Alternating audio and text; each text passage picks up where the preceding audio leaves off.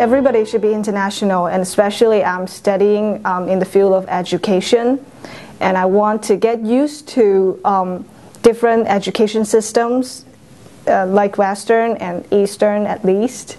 And it's a good experience to study in another country. You learn a lot, and you meet a lot of people. All of us know that China is really with a long history, and U.S. It's a country with a lot of diversity. So you can see people from everywhere, people from all over the world to come to the U.S. and study. So for education major, all about the major, and I come over, you can meet a lot of people. And you talk to people, you know what their experience of studying in their back in their own country. U.S. has a really good educational system. So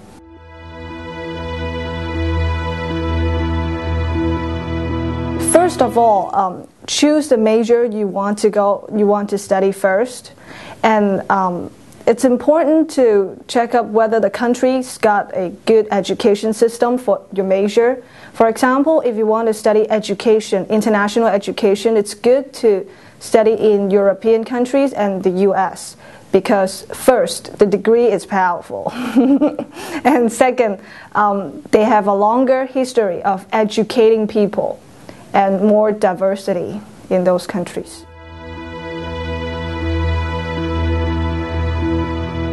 I started half a year ago before I actually got enrolled by George Mason. The hardest part of it, taking the international English test, it wasn't that hard at first because you're just preparing for it. But the thing is, a lot of different schools have different requirements. For education major, I have to take 2 tests. The first one is international English test, like TOEFL and ESOL. The second one is Praxis for education major.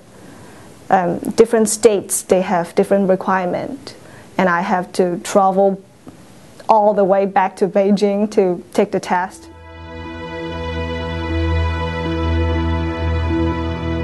The main source will be my family, but when I was studying in university, I worked at the same time, so I gather some money for my education, for my tuition fee here.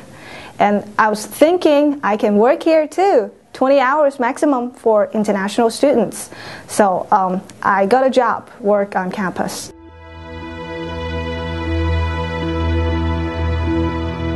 I talked to people who went interview before, and I don't think they would ask you a lot of difficult questions.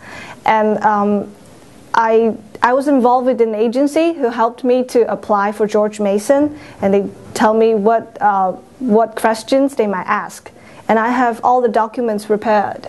So I didn't think it's a problem for me. And the people in the embassy, they are really nice. They're really nice. And even though you don't speak English, they speak Chinese too. They ask you in a very polite way. And if something involving your personal information, they said, do you mind? Yeah, they're really polite and respectful.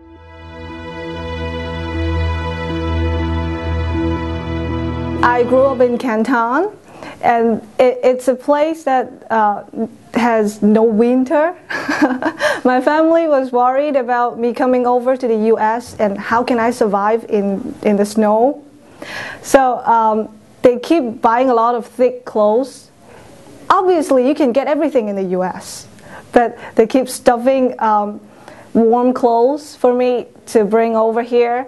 And the major problem is I have too much stuff to bring to the US, and the suitcase is not big enough.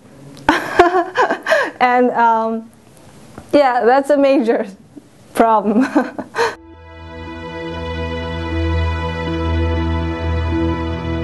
Before I came over, I was worried, how can I get to my apartment? And I have no idea where to go. how to get to George Mason, and the Chinese Student Union was doing a good job. They arranged airport picked up, like they picked me up from the airport back to Mason, to my apartment. And George Mason has had, every year they has an international student orientation. And they show you around the campus. And they tell you what you can and can't do as an international student.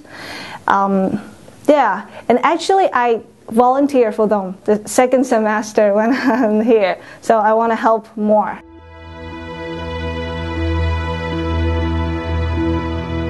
I think for education, when I'm studying here, I used to think students are all the same, because I'm going to be a teacher, so I observe students a lot, and I thought students are they're supposed to be quiet in class back in China, and whatever the teacher said, that's an authority. You don't challenge it. You don't ask questions until like after class. Until after class, you can go up to the teacher, and I'm not sure whether this point's right or not. But here, students ask questions whenever the question popped up in their mind. I think it's a really good thing, because afterwards you probably won't remember it at all. And it's a good thing for other students to share information and discuss about the problem, the questions. Everyone might have the same question too. If you don't ask, nobody would know that. So, and U.S. students, they are more talkative than the Chinese students. They are not as quiet in class, but they are really active, and they participate a lot in the classroom discussion. So you can actually tell there's major difference between the U.S. student and the Chinese student.